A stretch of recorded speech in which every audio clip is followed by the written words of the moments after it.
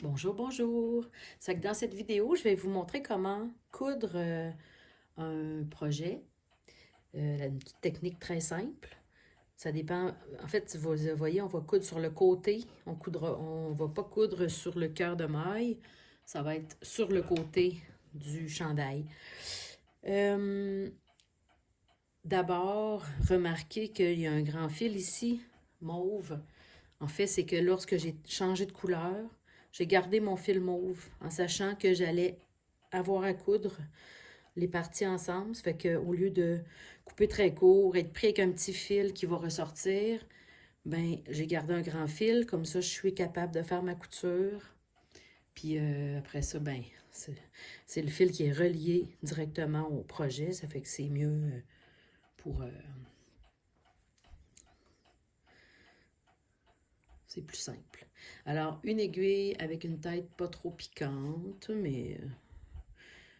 alors là, c'est ma méthode d'enfilage d'aiguille. Je la plie sur le chat du côté de la tranche, la pince entre mes doigts, et je passe le fil comme ça. Voilà, très simple. Puis on sent pas les bourriffés de la pointe du fil. Fait que voilà, je le fais dépasser un petit peu, mais pas trop non plus, pour que je veux coudre à un fil seulement, pas à deux fils. Puis là, je vais m'asseoir et je vais vous montrer. Ça fait que vous voyez ici, il y a des doubles brides sur les bouts. C'est un point en vague. Fait qu'il y a des places où c'est des mailles serrées, puis d'autres, même des mailles coulées certaines fois, puis il y a des doubles brides. Fait que je vais prendre vraiment juste le fil arrière du projet. Comme ça ne paraîtra pas en avant que j'ai cousu. Je vais peut-être approcher un petit peu pour que vous puissiez bien le voir comme ça. Tiens, OK.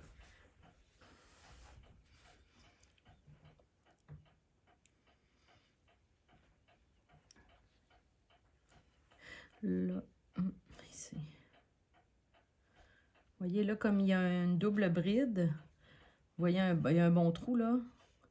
Puis là, il n'y en a pas parce qu'au début de mon rang, j'ai fait une double bride invisible.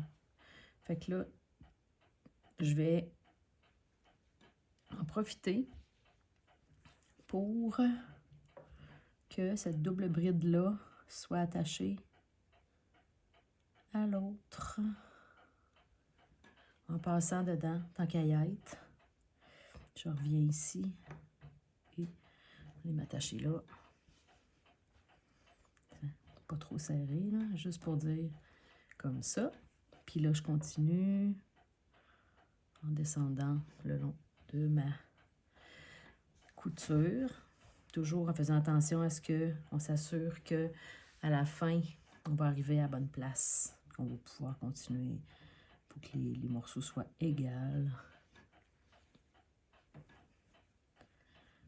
Puis là, je vais vous montrer aussi comment rentrer le fil à la fin. C'est important, le fil, quand on le rentre, de partir d'un bord puis de revenir sur l'autre. Parce que ça empêche le fil de se sortir le nez éventuellement. Ici, je fais comme tantôt. On va aller faire un petit tour ici. Moi, je vais revenir par là. Ici. Sans tirer trop fort. Voilà.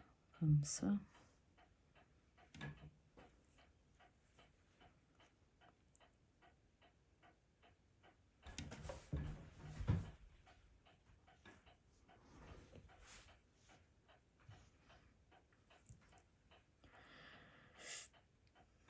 J'ai mis mon gilet vert fluo. Je voulais être sûre de me faire que les jets bleus allaient me voir de la maison ce matin. Ah, tu vois ici, j'ai oublié de passer dans la petite maille, dans la comme ça ici. Je reviens par là. On est ici. Puis là, sans tirer trop fort, mais là, ici, je vais faire un bon double nœud sur la fin de ma couture. Je commence par passer une fois, puis je repasse à la même place en faisant un nœud.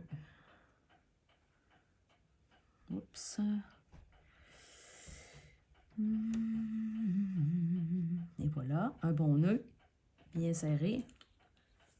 Puis là, je vais passer dans le bord. Vous voyez, c'est ça que je voulais dire. Je vais passer... Je fais bien attention que mon aiguille ne paraisse pas de l'autre côté de l'ouvrage. On ne veut pas voir un fil passer dans le projet. Fait que je passe de même. Puis là, au lieu d'arrêter ça là, je reviens sur mes pas. Fait que je saute la première petite maille que j'ai croisée. Je vais aller dans l'autre juste à côté. Puis je reviens sur mes pas. Et je passe mon fil comme ça. Fait que là, il est parti d'un bord puis il revient de l'autre. Ça fait que il va pas se montrer le nez. Et je peux couper à ras. Voilà, ma couture est faite. Puis de l'autre côté, ben ça paraîtra pas, là, ou presque pas. C'est quand même une couture intéressante. Bonne journée!